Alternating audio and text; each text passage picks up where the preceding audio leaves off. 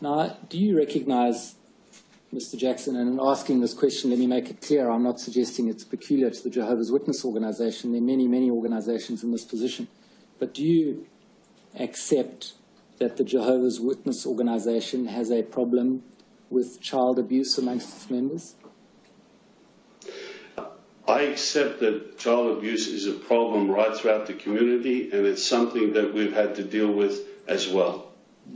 And do you accept that it's presented, I withdraw that, do you accept that the manner in which your organization has dealt with allegations of child sexual abuse has also presented problems? There have been changes in policies over the last 20 or 30 years where we've tried to address some of those problem areas, and by the fact that we've changed the policy would indicate that the original policies weren't perfect. And you accept, of course, that your organization, including people in positions of responsibility like elders, are not immune from the problem of child sexual abuse? That appears to be the case. And do you accept, Mr. Jackson, that many of the efforts that are being made by different people and organizations to highlight the issue of child sexual abuse and try and find solutions are genuine efforts to improve the situation? I do accept that, and that's why I'm happy to testify. And that such efforts are not necessarily an attack on your organization or its system of beliefs?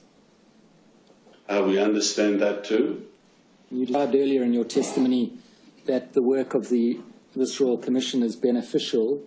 Do you accept then that the Royal Commission's efforts are genuine and well-intentioned? I certainly do. And that's why we came into the Royal Commission hoping that collectively something would come forward that would help us as well as everybody else. And would you disagree then with anyone who said that the efforts to highlight and deal with child sexual abuse in the Jehovah's Witness Church is engaging in apostate lies? I guess that's a broad question, because sometimes those who make these accusations make many other accusations as well. But let me assure you, the person making the accusation is not the main thing. The main thing is there some basis to the accusation? And if there is some way that we can improve, the governing body is always interested in seeing how we can refine our policies. You see, Mr. Stewart, could I just emphasize, as a religion, two very strong things we feel. One is we try to keep a high moral standard, and secondly, there's love among the organisation. So we want to treat victims in a loving way. Good morning, everybody. Have something. This was very difficult to listen to just because I know of the rampant problem of child abuse within the organization. And it's interesting, though, because this Watchtower finally starting to address the child abuse problem within their organization. The following talk is given by a Robert Milovsky, Milovsky. I don't know where it was given, but he is a circuit overseer, and this was given to the congregation. And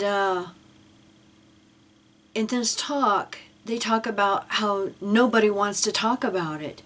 But yet, you know, we keep seeing these elders and how they deal with this problem. And what's interesting, I'll just give a few highlights, but they're actually suggesting that a witness gets professional help, which, you know, they really haven't done before that I'm aware of. And at 26 minutes, may that never be that we don't believe a child. But isn't this exactly what the elders do? You know, unless there is two witnesses or some kind of evidence, they really don't believe the child and leave it in Jehovah's hands. So this talk, even though it is, I have to give him credit, it is a good talk. It's a little disturbing, maybe a little graphic for some. And then at 27 minutes, they quote Hitler, and the society is not a secret organization. But for those of us who have watched the Australian Commission, we know that they have been keeping these secrets, their dirty little secrets, for years. They even call it dirty little secrets. And then he says, but we would want to help others break out of this prison of dirty little secrets. So... And then at 28 minutes, they're talking about Jesus' house and Satan's house, and if they both had children, and how Satan's house would be dirty and perverted, full of sexual things. And it's like, but isn't that exactly what this organization, Watchtower Bible Tract Society, is? They have not addressed this problem that, really is a problem. And even like we seen in the clip that even Jeffrey Jackson, before the Australian Royal Commission, says that obviously they have a problem too. So I want to thank Truth Seeker for sending me this talk, and I appreciate it so much, and I hope it will help some of you. If nothing else, just to share with your Jehovah Witness family. See if you can get them to listen to this talk and see how hypocritical it is, especially when, we know what the elders' policy is they do not call the authorities. They call the legal department at headquarters. And, if the perpetrator or molester does not confess, then they leave it in Jehovah's hands, which is no help whatsoever. So, I'm not going to say enjoy, because this is not an enjoyable talk. It will probably make you as mad as it did me. Hence, that's why I'm doing it while Mikey's at work. So thank you for listening. And please, spread this around. Post it. If anybody wants to grab it, share it. Let's get this plastered everywhere. I think everybody needs to hear, this talk. And there again, it's a little too late. Yeah. Too little too late, for Watchtower, and they really need to get the elders to help the victims more. And if nothing else, like he's saying, may we never not believe a child, then call the police. And any Jehovah's Witnesses, if your children have been abused, call the police. Let them handle this. So you all have a wonderful day. People don't want to talk about it. They don't even want to hear about it.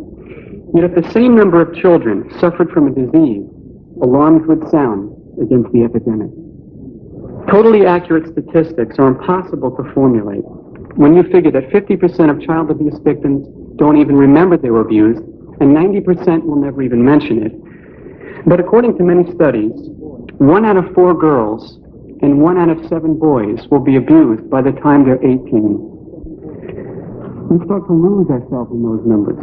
Some have calculated that means that there's 50 million abuse victims in the United States alone. That's about 12 times the amount of Jehovah's Witnesses there are worldwide. Incest is easily the greatest single underlying reason why women seek treatment. And judging from the unprecedented reaction from the October 8th, 1991 Awake, it affects the congregations as well, too.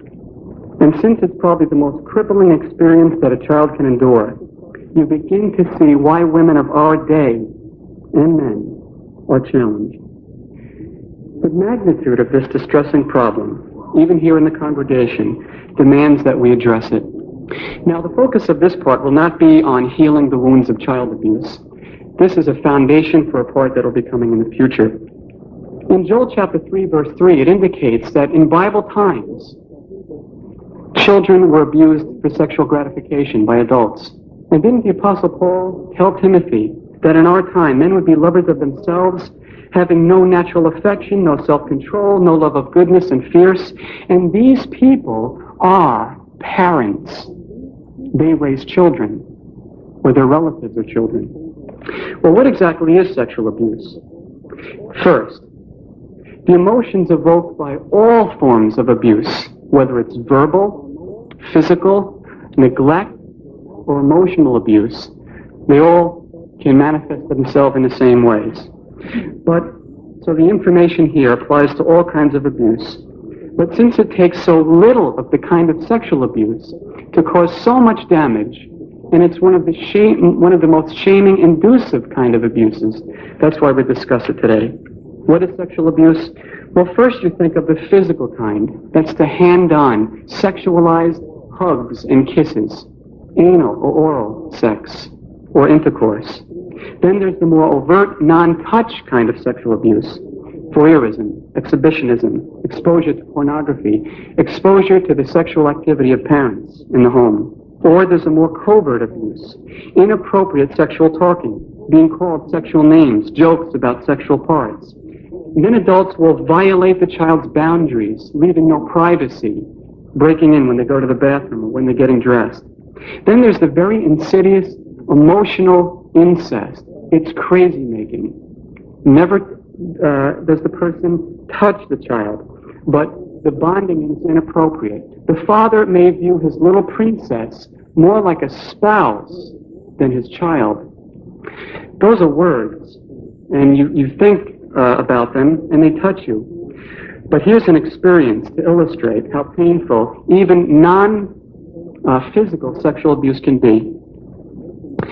One woman named Greta lived in terror through her teenage years because of her stepfather's teasing and sexual innuendos. She said, I was never sure whether he'd try something or not. He'd always make remarks about my body. He never touched me, but would do this creepy thing of coming in my room and just stand there chuckling. I was terrified. I told my mother, she said. But her reply was, come back to me if he ever tries anything. The effect was then magnified. Researchers quibble and split hairs over definitions of what sexual abuse is. Our purpose tonight is not to define it for a courtroom or a judicial committee. The most important thing in understanding its effect is the effect that it has on the child. It's the experience of the child. And the effects appear to depend on the child's response to real or threatened touch, and the conclusions that the child draws about themselves and their world because of it. Who are the abusers? Fathers, stepfathers, uncles, brothers, grandparents, neighbors, family, friends, babysitters, teachers, strangers, sometimes aunts and mothers. Is there a difference between an incest offender and a child molester? An incest offender is a child molester who stays home. Why is it so devastating? One of our sisters' fleshly brother recently wrote her a letter about their childhood while they lived with some relatives. He said, when you have to live in daily terror of the rage or abuse by a family member who smiles and is kind to everyone else, you've got to figure you must be wrong. He says, what makes the assault from within the family so terribly costly and painful is that if we tell our family that we're assaulted by a criminal on the way home from school, we would likely be believed, and the family may gather around and express regret. But in the home, there is secrecy, denial, shame, and disbelief. Then he closes, it destroys the foundation of trust, and that's what sexual abuse does. It is the ultimate betrayal of the most basic trust that a child has with a parent. And it does invade every facet of their life. And usually, the victim is totally dependent on the aggressor. That's why incest is one of the cruelest and most baffling human experiences. Look, Ecclesiastes 7:7 says, if mere repression may make a wise man act crazy, if that's true, for an adult, imagine the effect on a small child when done by a trusted parent. It said that at least victims of the Holocaust could hate their enemy and knew who they were. The SS stormtroopers made no bones about being the enemy. Childhood is the time where Jehovah intended the emotional and spiritual development of the person.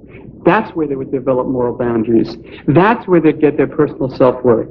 That's where they would learn love and trust. One sister, when asked to try to articulate, to give us the experience of how a young child might view it, said in a quivering voice, "Picture a little body in monster's hands." A father can put his hands where they ought not be once, and it will alter that child's world forever. But why do the wounds persist? Look, we're in the truth. We've been here for years. We have Jehovah. We have the hope. Why might they persist? Open your Bibles to Proverbs 22:6, a familiar scripture to parents. You may not have looked at it this way before, and it may not sink in at first, but when it does, you'll never forget it. Proverbs 22:6 says, "Train up a boy according to the way for him. Even when he grows old, he will not turn aside from it." That's an axiom. It's a self-evident truth. When parents train up a child in Jehovah's ways, most of the time, they will not turn aside from it. What that scripture illustrates is that parental influence lasts a lifetime. Well, what if the parental influence was sexual invasion? What if they were taught that they're powerless to prevent sexual intrusion? What if they were taught that they're dirty and worthless? Couldn't that lead to a lifetime of self-destructive behavior? Isn't that why the wounds persist? One of the most insidious effects of sexual abuse is the spiritual damage. Paul said in 2 Corinthians 7:1 that things could be a defilement of the flesh and spirit, and if there's anything that can defile a person's flesh and spirit, it would be sexual abuse. That's where the child's spirit, its dominant mental attitude, is contaminated, and it definitely impedes spiritual and moral growth. These kinds of severe abuse, then, is also spiritual abuse because it taints the trust in a higher power. You may say, if it's so devastating, why do so many forget it or not talk about it? Well, the answer, or the question, really answers itself. It is so devastating that it must not be remembered. It must be pushed out. That's why 50% of people don't remember, 90% never talk about it. If the child could put together what this all means, it would be too much for him to even process. Jeremiah 5:21 is where Jehovah said to the Israelites, "You have eyes, but you can't see. You have ears, but you can't hear." They were blocking out things. We do that. You do that. You block out things that you don't want to deal with. That same process happens to the child. They must, by reaction and protection, block out what was happening. And that blockage can continue through adulthood. And that's how they survive, through those type of mental processes, those coping strategies. The reason why only 50% remember is because in their little minds, they repressed it because it was too painful. They pushed it out of conscious awareness, and now they have selective memory gaps. Some sisters can't remember from age 4 to 12. It's gone. Or, if you can't repress the memory, denial may come in. See, maybe you remember the abuse, but what you will do is deny the feelings that it should evoke. Your feelings are frozen. You recall the abuse, but not the feelings that come with it. That's a protection. Or the dissociative process that doctors have researched. That's where the mind can separate from the body. Some have expressed that while they were being violated, they went somewhere else. They went into the picture of dolls on the wall. They went on top of the rocking horse and rocked while they were being violated. Well, that's an intricate mental process that saved them, but that can continue right into adulthood. That process, to its extreme, is what you've heard on many talk shows recently. They've now understood more, multiple personality disorder. That's when events can be so traumatic, particularly with ritualistic kinds of abuse, that the child has to almost create another kind of person to deal with it, and then pushes it away because I can't deal with what just happened. A fragmented personality. Sometimes, as a defense mechanism, they turn all that pain against the abuser to themselves. Children have no previous history. Their tolerance for their parents is immense. It's much easier and less painful to blame themselves and be angry at themselves for the rest of their life to let themselves be convinced that their favorite uncle could do this to them. Well, those coping mechanisms has made many victims of abuse survive. But as one sister said, the strength of my veneer continues to erode. Abuse creates a veneer, a kind of false self. And you can take on roles. You're not yourself. You're acting. But as you get older, many times in your 30s, that veneer starts to corrode. The body and mind can't hold this anymore. And the protective veneer melts. And in extreme cases, this is the kind of feeling. Another one of your spiritual sisters said, I'm scared of what's ahead. The pain I feel is unbearable, death so tempting. Why does it hurt so much to live? Her fear was brought on by recent flashbacks of horrendous child abuse. Flashbacks are a very frightening aftermath of sexual abuse and may start again when the person's in their 30s. But sometimes it's not just a picture, but it's an actual re-experiencing of the abuse. They feel it in their body. And it's extremely terrifying, and they certainly need support while they're going through it. But actually, flashbacks are an encouraging sign. Your brain has scanned things and has determined it might be safe now to tell my story. Memories can emerge in many different ways. One sister had hallucinations. She went to the elders frantically, thinking she was being attacked by demons. At night, she would see shadowy figures and hear voices. But it wasn't the demons. It was that psychic trauma leaking out. And they can leak out all of your pores. They can leak out through all of the senses. Visually. You can hear things, taste things, smell things, feel things. So some victims of abuse, they could be driving down the road, hear a certain song, smell a whiff of cologne, and they go 30 years in the past, in a total crisis. One sister, when kissed by her husband who hadn't shaved, the moment later was rocking as a child, screaming, and she now knew the abuser had a beard. Another sister said, sometimes when I lay in bed at night, I feel as if someone's on top of me. These are hideous after effects. Proverbs 14:13 says, even in laughter there is pain. Sometimes that's the case.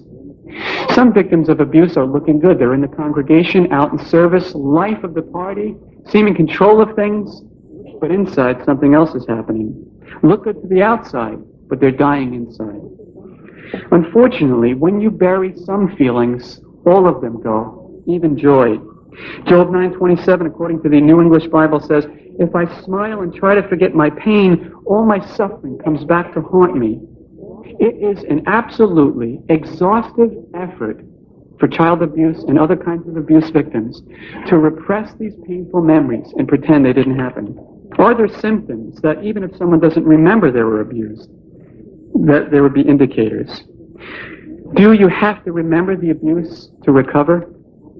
Let me give you an illustration. Let's say you went home tonight, your front door was open, your dog was dead, your back door was smashed open, the TV was gone, the stereo was gone. Would you be convinced that you were robbed, that there was a thief in your house? Of course.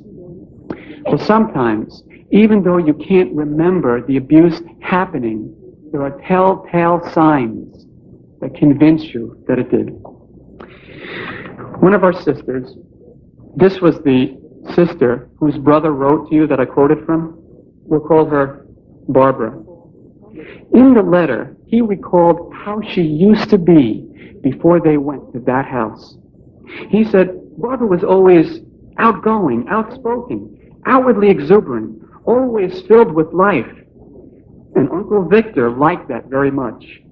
She was his favorite, an aspect that was not in her best interest. Their new home was dark with sexuality. But today, our dear sister Barbara has no spontaneity. She's no longer exuberant. She's been depressed from that point on. Her marriage was destroyed by it. Coming to the Kingdom Hall is an ordeal. Going out in service, a very stressful event. An assembly, almost an impossibility. That shows something. Something someone is not aware of can still make him ill. One young sister commented, "But I don't have any memories." Well, she had no memories. But all of her adult life, in her childhood, she woke up screaming, with night terrors, afraid of the dark, afraid to be alone.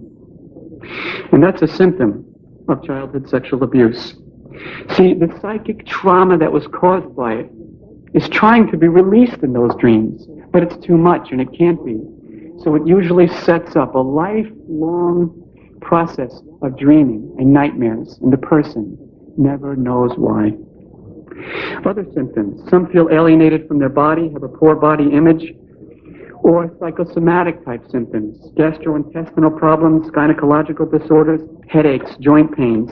Some wear a lot of clothes in the summer. Some have an extreme requirement for privacy.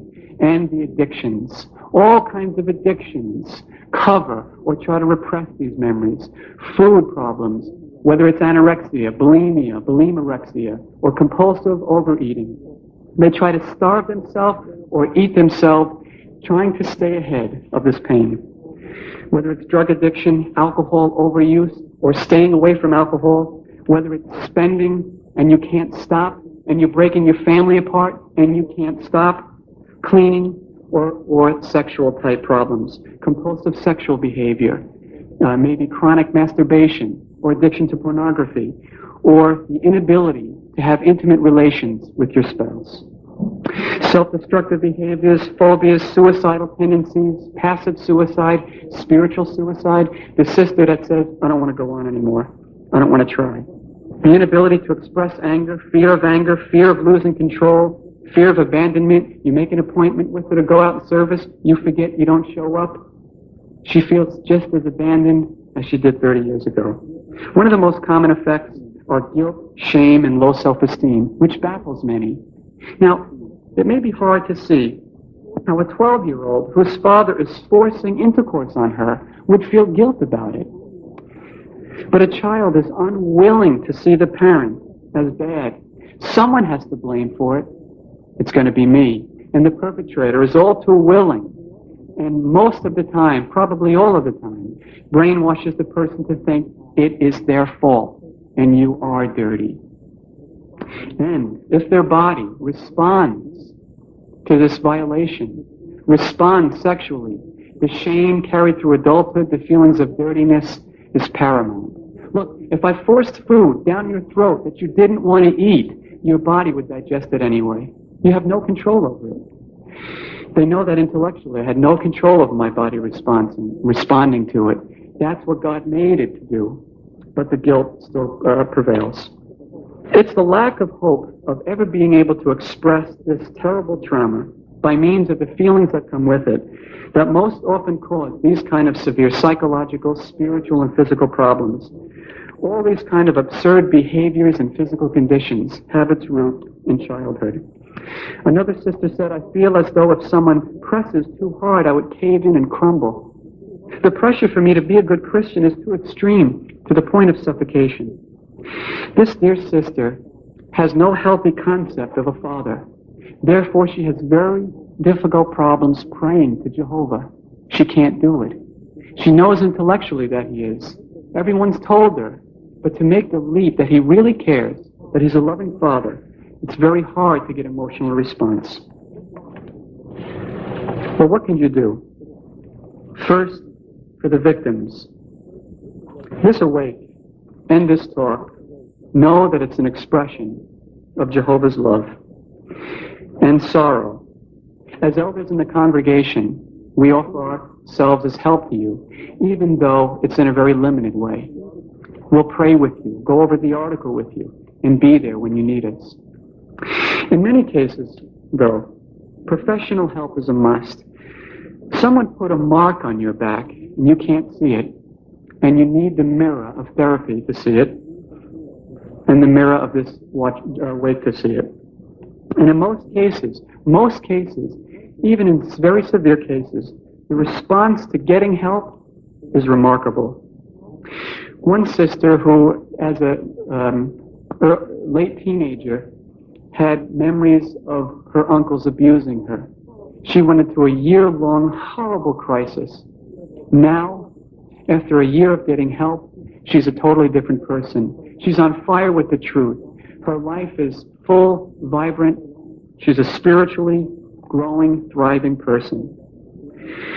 To know that most of the time, healing is not an eternal struggle. Have the courage to heal. Know you're not alone, but never go it alone.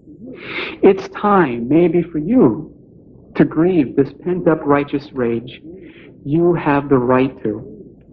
Your grief has waited for expression, and maybe this is time.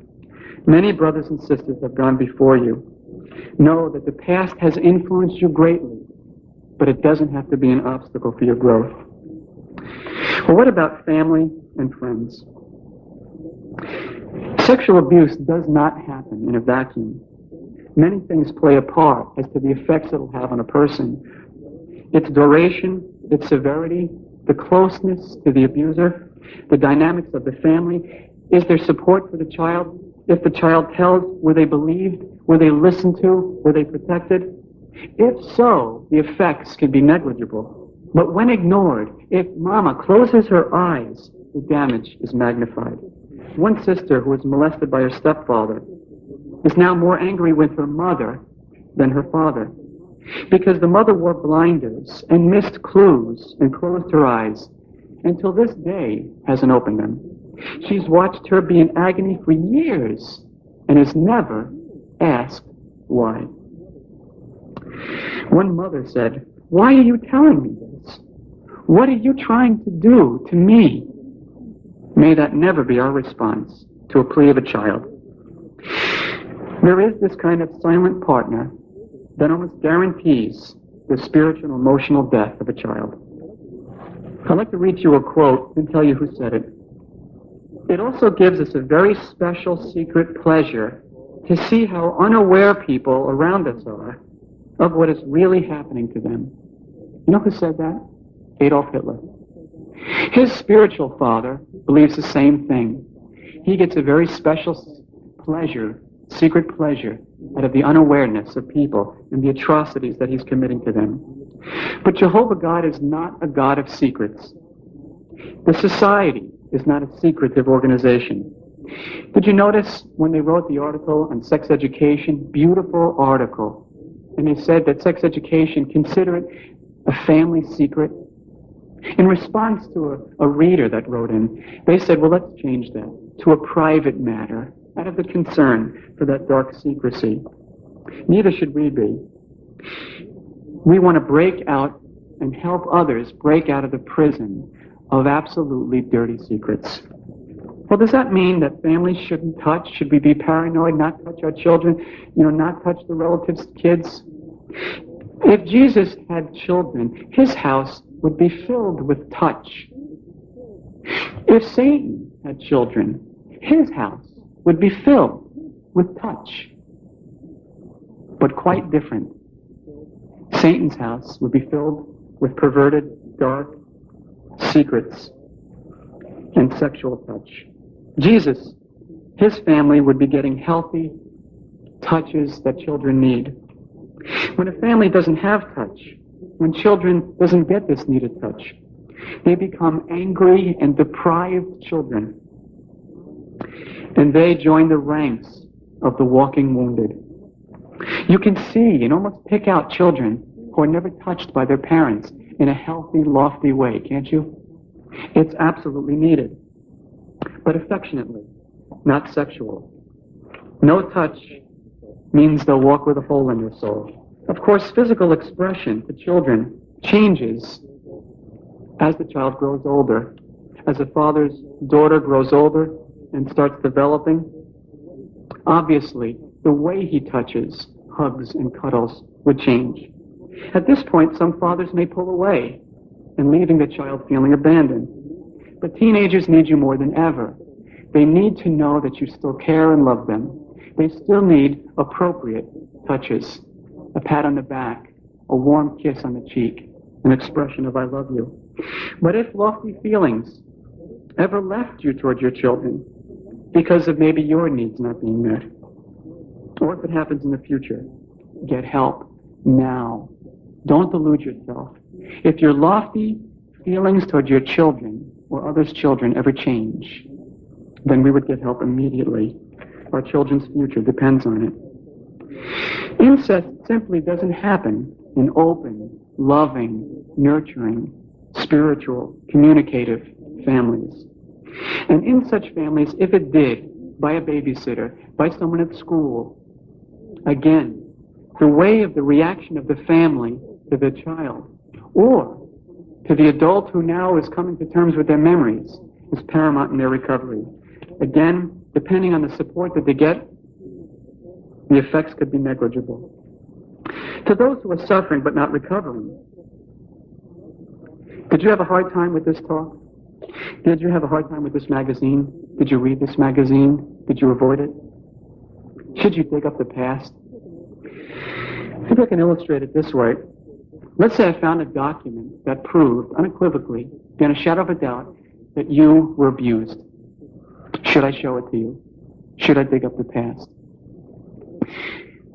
I would look at you, and if your life was going good, spiritually you're okay, happy person, in touch with how you feel about Jehovah, view him as a father, love your kids, able to express emotion to your kids, able to love the friends, your marriage is okay, marital intimacy is okay, your life is pretty much together. Forward-looking Christian. Put your hand to the plow and never look back. Things are going well. I wouldn't show you the document. But I might not throw it away. I might keep it. Just in case, 2 years down the road, you end up in a hospital, you end up having marital problems, and you don't know why. So maybe the key or a rule of thumb would be, if you sense that maybe something happened, and your heart and soul, will it help me be made whole? I want to gain back what I lost, or the pain I feel it come, I say, so it can be done. Is it anger or is it rage? Please, dear God, let me out of this cage. What is this pain that I feel? Please help me touch it so I can heal. And we pray that Jehovah will be with her to heal. Well, we'd like to thank you for your listening to this part. And this brings our meeting to a close. If this has brought up things that you'd like to talk to one of the elders or a trusted friend about, please do. Our song for the closing of this meeting is song